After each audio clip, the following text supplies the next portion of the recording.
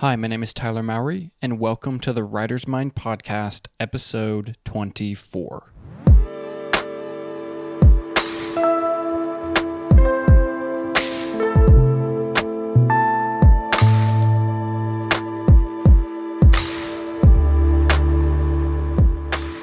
All right, welcome to another episode of the podcast. Today, I want to talk about breaking out of bad mental,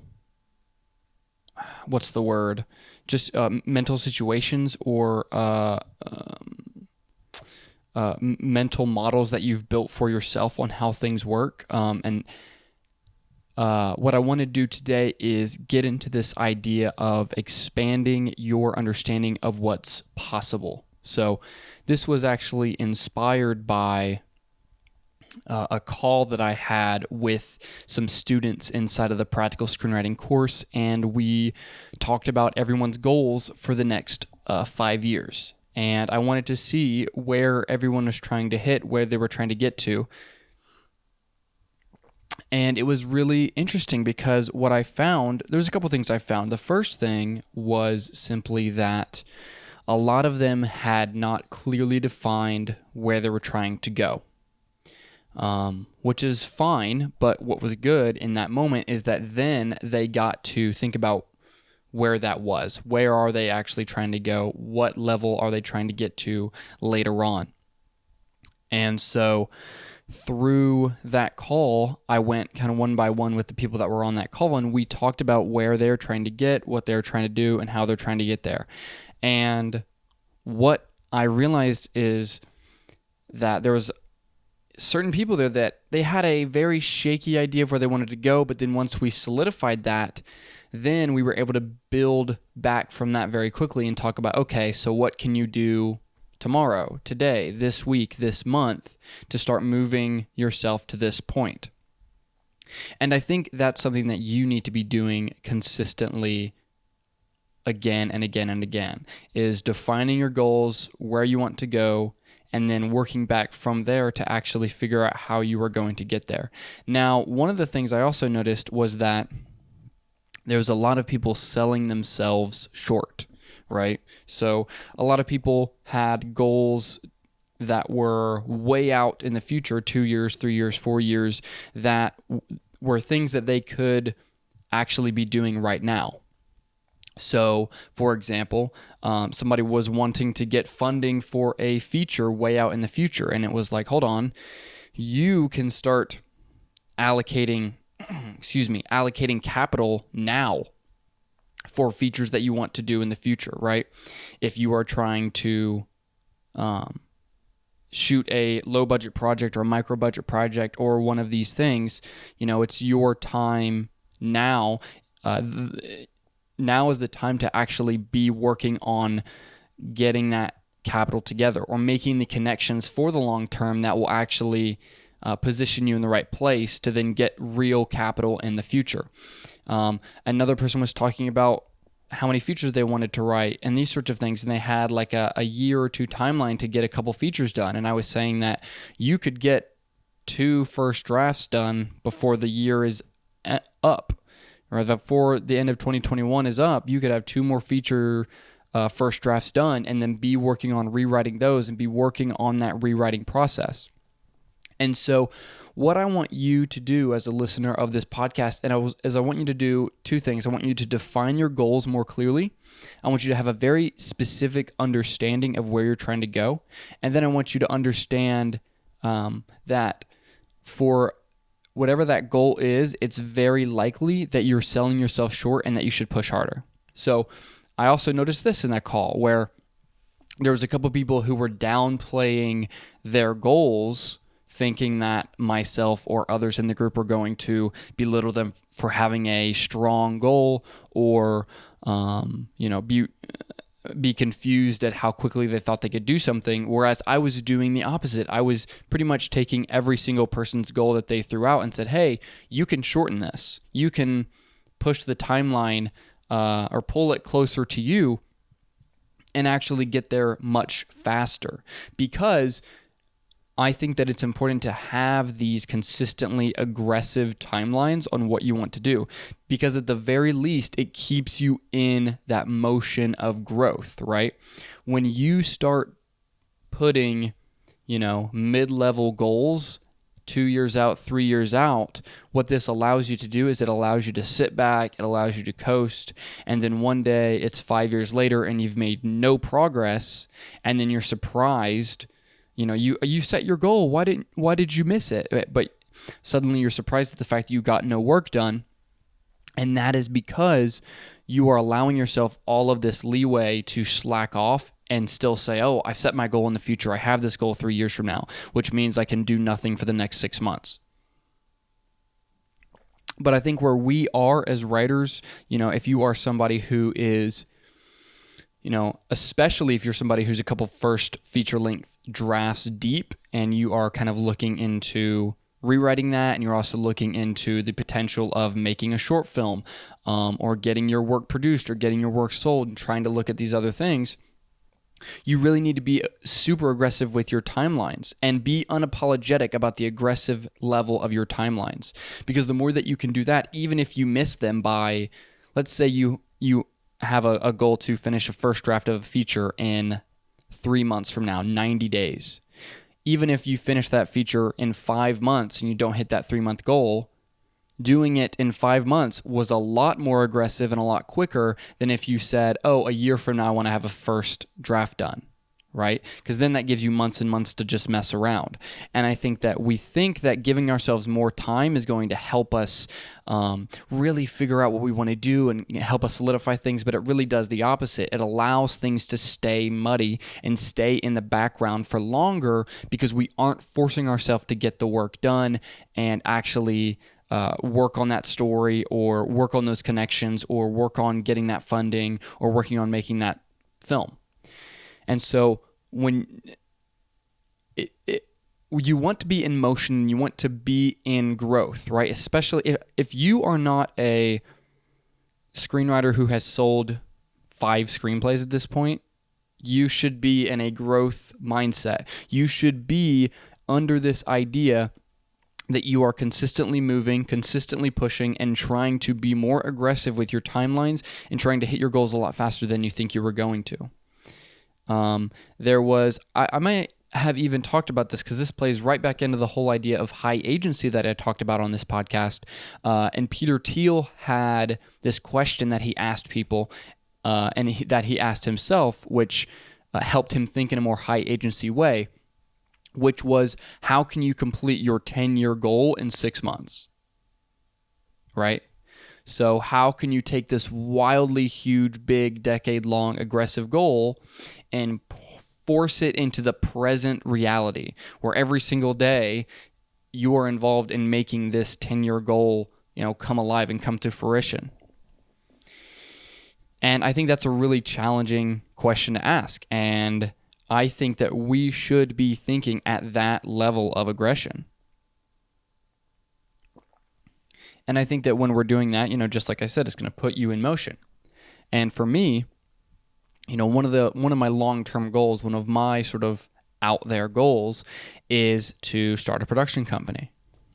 And applying Peter Thiel's question to that is, how do I set this massive goal in the future to start a production company and push it into the near term, right? The 6 month. That really changes things up. It really makes me think about, what can I be doing now? What does it take to get to the level where I could start a production company? What sort of connections do I need? What level of capital do I need? What level of industry experience would I need?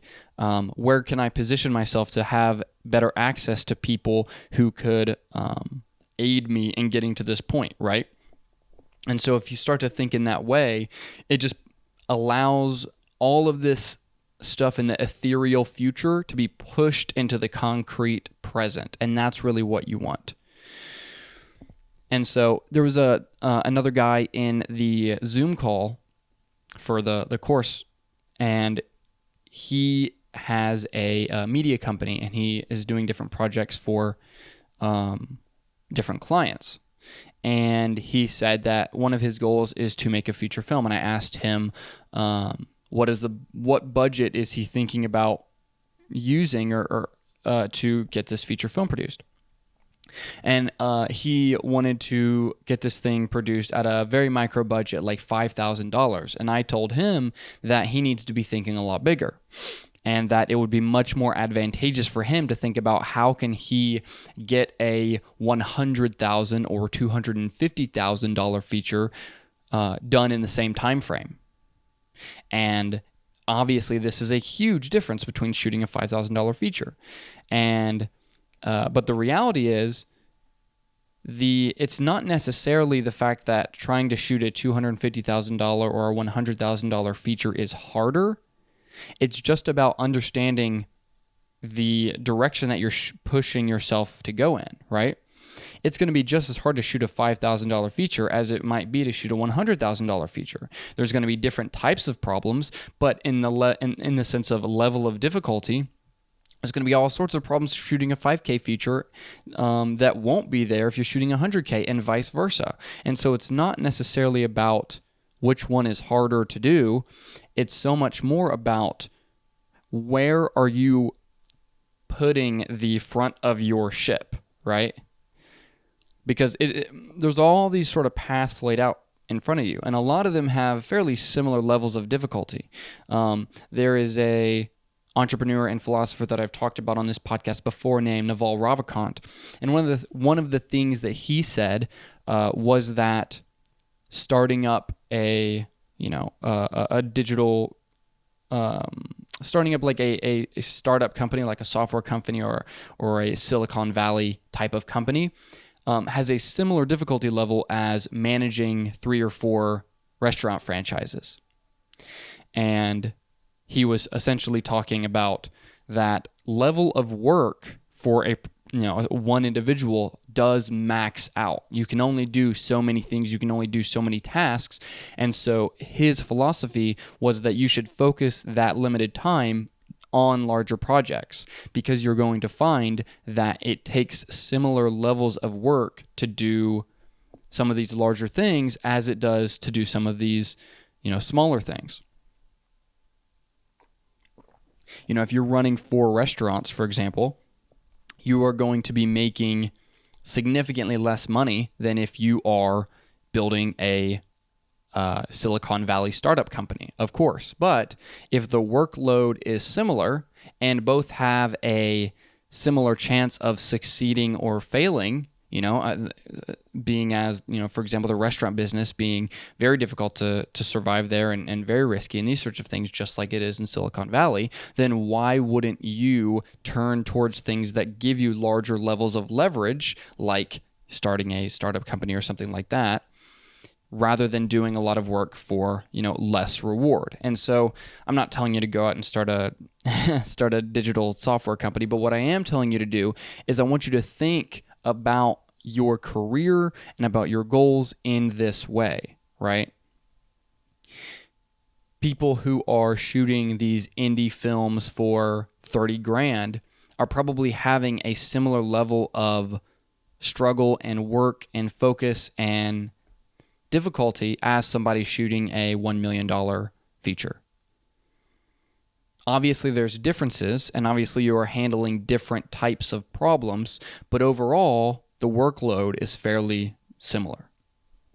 And so that's what when you start to think about your goals in this way, it allows you to expand your understanding of what's possible so that you can at least begin to move yourself on the right track in the right direction and get away from some of these smaller goals. It was so interesting being in that call and hearing people be hesitant to give bigger goals, specifically because they feel like they're going to be judged or rejected or put down for the fact that they have a high level goal. And, I made it clear in that call that that's absolutely not the case, where the opposite is actually true. I believe that you should specifically be pushing for the largest goals that you can conceive of and realistically do, because if you don't do that, then you're always going to be selling yourself short. So it depends on just how bad you want to do this thing, how important it is to you. And then from there, it's just about how big you can think, right? Because the reality is some people who are in writing or screenwriting and these sorts of things don't actually want to be super serious career-wise, or don't want to put in 5 years of work trying to get a couple features produced and these sorts of things. They don't really want to enter in. They don't want to work 60-hour weeks. They don't want to enter into it on that heavy of a level. And so, they don't have goals like that. And if that's you, that's fine. But what I am saying is, if you're a person that is holding back on what you believe you can do, or if you're a person who has big goals and is hiding those from other people and pushing those to the side, pushing them to the back of your mind because you don't think people will accept them or you don't think they are realistic, then I would challenge you to break that mental barrier, take those goals, put them at the forefront of your mind, and then think about the realistic steps that you have to take to get to those points. And this sounds, I'm sure that some people can listen to this and think that this is just me talking about mindset and, you just have to have the right mindset and these sorts of things. But what I'm really talking about is just a difference in your perception of what's possible. People who do big things, who have made $100 million movies, many of them did so not necessarily because they were the most skilled writer or director. There's a lot of movies that get made for $100 million with terrible screenplays. They did it because they had a belief in the fact that they could actually get to this level, right? You actually do, as mindset-y and, ethereal or non-tangible as it sounds, you actually do have to believe you can do the thing first before you go out and do it. And this is where you will get into this problem where other people will be shocked at your audacity to believe that you can do whatever that thing is, right? But you just have to say, okay, well, I know that I can do this. I believe that I can. So I'm just going to do it until somebody stops me, right? Like, if you want to make a feature film for $1 million and you break it down, okay, well, I need to get $1 million from somewhere. Obviously, I need a script. Do I want to direct this? Obviously, I need a crew. I need a cast. You start breaking these things down, and certain people will be like, you just think you can make a movie for $1 million? And you have to, really have that belief in yourself and be like, yeah, I guess I'm just going to work on it and do it until it is impossible. But what you'll find is if you keep pushing hard enough, a lot more is possible than you think. And obviously not everything is possible. I'm not saying everything is possible. You can do absolutely whatever you want with no nuance or no caveats, but there is so much more that you can do if you just kind of push and keep pushing and don't stop pushing. A lot of success is, there's a number of things. Obviously, there's intelligence involved, there's work ethic involved, there's a lot of different things, but a big portion of it is just outlasting the people who don't think they can really do it. I think Damien Chazelle said something like that he said he felt like when he came to Los Angeles and he was trying to be a writer, that a big portion of being a successful writer was just outlasting the people who came, tried to be a writer for a little bit, and then gave up. And of course, there were more factors involved in his particular success, but he also had to be the one writing all of these screenplays and doing the work and getting projects made and being in the right rooms to get the right people looking at his stories. And, at some level, you are going to have specific advantages given to you and specific advantages or disadvantages that are going to be in your way. And everybody has a mixed bag of that in some capacity. And so you really have to just see what your mixed bag is, figure out what your advantages are, and then just double and triple and quadruple down on them and just go in that direction. I think a lot of people, especially in the screenwriter world, like to focus a ton of mental energy on whatever their disadvantages are. And they want to talk about their disadvantages to other people. And they want to make their identity as a screenwriter not their advantages, but their disadvantages. And I really think that's a loser mentality. And it's just not beneficial at all to you if you are trying to be somebody who is successful. I think it's very difficult to hold on to some of these loser ideas, and I think it's very difficult to look at your disadvantages constantly and also be a successful person. Like that just clearly doesn't work, right?